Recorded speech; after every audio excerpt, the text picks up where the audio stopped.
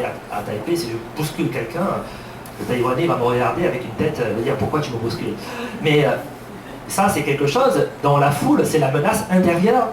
Et il y a aussi la menace extérieure. C'est-à-dire que quand vous voyez un groupe de personnes, on n'a pas envie d'aller dans le groupe. On cherche le moyen de contourner ce groupe, mais de ne pas y rentrer dedans, sauf s'il y a des billets par terre, mais sinon, on n'y va pas. Et donc, ça, c'est une vision sociologique et contemporaine.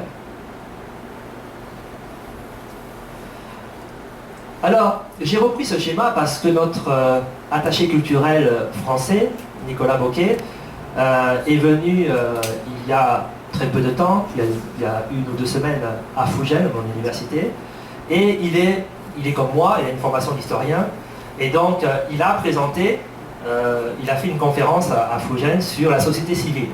Et il voulait absolument, en tant qu'attaché culturel, faire la promotion de la société civile, pour que les jeunes Taïwanais se sentent donc intéressés par les activités de la société civile et surtout le rôle des jeunes dans la société. Et donc il a pris 3 mots-clés, qui sont les 3 mots-clés de base en histoire. Donc c'est les institutions, la société civile, les individus. Dans n'importe quelle société, nous avons des institutions, des gens qui dirigent, nous avons les individus, les citoyens, et puis au milieu, on a les regroupements de citoyens, dans des clubs, associations, partis politiques, syndicats.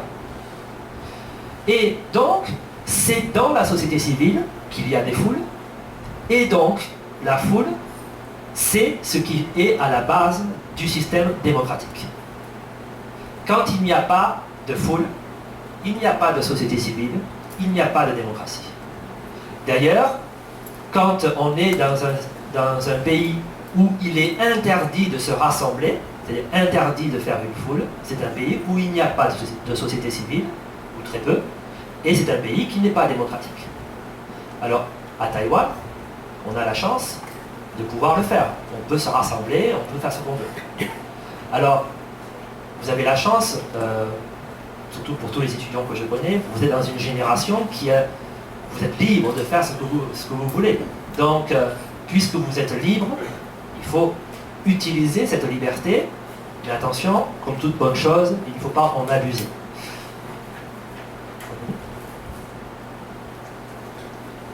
Alors, pour pouvoir bien comprendre cette notion de foule en France, il faut en voir comment ce concept de foule a évolué avec l'histoire. Alors, les étudiants qui font mon cours d'histoire à Fougères, je leur ai déjà répété que l'histoire européenne est coupée en 4. Nous avons l'Antiquité gréco-romaine, nous avons ensuite le Moyen-Âge français, les deux ont fait 1000 ans.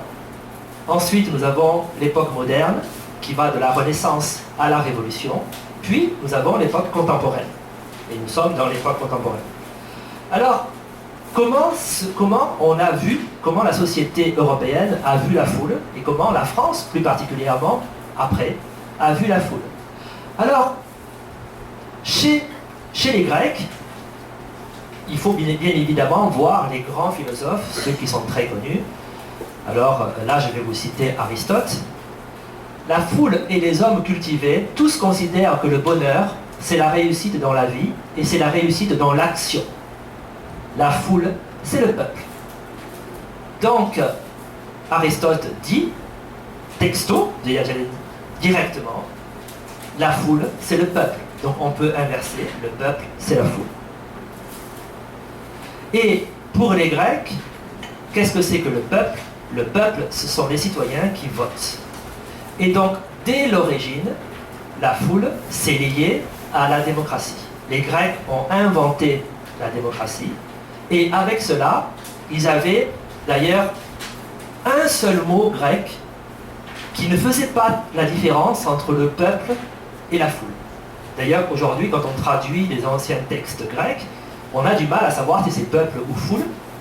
Alors nous, maintenant, on a bien séparé les deux choses, mais pour les Grecs, il n'y a pas de différence. Une foule, c'est une expression populaire. Donc, pour les Grecs, la foule qui agit, c'est à la fois le peuple et la foule. Le citoyen est à la fois celui qui manifeste, qui se révolte contre les dirigeants, mais il est également celui qui vote, qui décide de ses dirigeants. C'est-à-dire que le citoyen, c'est celui qui est content, qui propose, qui vote, mais c'est celui aussi qui n'est pas content, qui va râler et qui va manifester.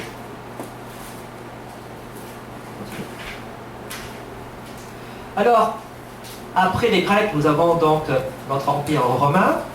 Dans l'empire romain, là, nous sommes dans un rapport de force qui est beaucoup plus direct. Et dans ces cas-là, le pouvoir se prend par la force avec le soutien du peuple. C'est-à-dire que les dirigeants romains, bien souvent, ils n'ont pas fini leur vie tranquillement dans leur lit. Ils ont été assassinés ou ils ont été assassinés, tués pendant la guerre. Mais ces pauvres dirigeants romains, à la fois, ils arrivaient au pouvoir grâce au soutien populaire, grâce au peuple, qui soutenait un homme charismatique et fort, mais à la fois, il était assassiné lui-même, quelques années plus tard, par le peuple aussi. Et donc, à ce moment-là, la foule, il ne faut pas avoir une vision populiste. En français, quand on dit populiste, ça a un mauvais sens du terme. Ça veut dire que c'est mal réfléchi. Et donc, elle s'appuie selon les époques sur des besoins économiques ou de paix. C'est-à-dire que vous avez un Romain, soit qui est un chef militaire, un noble, et qui veut le pouvoir, il sait qu'il doit avoir l'appui du peuple. C'est grâce à l'appui de ce peuple qu'il peut prendre le pouvoir. Ce qui veut dire que même dans le grand empire romain, il y a un dialogue qui se fait entre le peuple et ses dirigeants. Et ça, c'est quelque chose qui, dans l'Antiquité donc gréco-romaine, c'est quelque chose qui est pertinent pour l'Europe.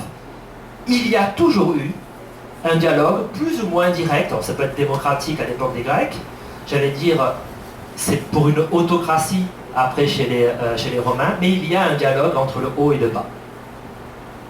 Et durant toute l'Antiquité, cette foule, alors chez les Romains, elle peut faire peur, mais toute l'Antiquité, la foule, c'est l'expression populaire.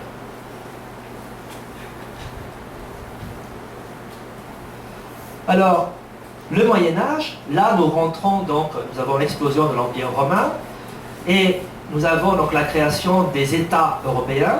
Sur les cendres de l'Empire romain vont apparaître des nouveaux pays, d'abord la France et l'Angleterre, et dans cette société médiévale, il va y avoir la création de deux cultures. Une culture qui est élitiste, qui s'adresse à des gens cultivés, c'est-à-dire des nobles, des bourgeois, des hommes d'église. Et puis nous avons l'apparition de ce que nous appelons aujourd'hui la culture populaire, mais qui est un mot moderne. Mais c'est au Moyen-Âge que le peuple va créer une réelle et une culture autonome. D'ailleurs, la littérature, la France est très célèbre pour sa littérature et ses prix Nobel en littérature, c'est parce que c'est quelque chose du peuple. Et alors pourquoi ? Parce que le peuple, pour la première fois, va s'exprimer dans sa langue régionale. Mais le peuple ne sait pas écrire. À ce moment-là, il ne va pas à l'école. Donc, la seule façon d'exprimer la culture, c'est d'exprimer à l'oral. Alors, c'est ce que vous voyez ici. Alors, si vous allez en été en France, vous verrez plein de spectacles comme ça, médiévaux, qui reprennent les fêtes populaires qu'il y avait au Moyen-Âge. La France est passionnée par ça. Il y a beaucoup de politique culturelle dans les petits villages. Et moi-même, quand j'étais étudiant, j'ai participé à des fêtes comme ça. J'avais des déguisements, des costumes. C'est très beau d'ailleurs. Et donc, j'ai pas de photos. Ne demandez pas de photos. Donc, mais j'ai moi-même participé à cela. Et finalement, c'est encore grâce à la foule, parce que les gens vont se rassembler dans la rue, et c'est dans la rue que les gens vont exprimer leur culture. Alors finalement, si la foule était une expression politique sous les Grecs et les Romains, c'est une expression culturelle j'allais dire identitaire, à l'époque du Moyen Âge. Mais quelle que soit la raison, dans tous les cas, il y a le peuple qui se réunit en foule pour exprimer quelque chose. Et il n'y a pas de rupture. Ça continue toujours. Alors, dans le christianisme aussi, au niveau de la culture que dans le christianisme, c'est durant le Moyen-Âge que l'Église catholique va avoir son apogée de sa puissance. C'est à ce moment-là que l'Église catholique est la plus puissante. Par la suite, elle va décliner. Mais au Moyen-Âge, l'Église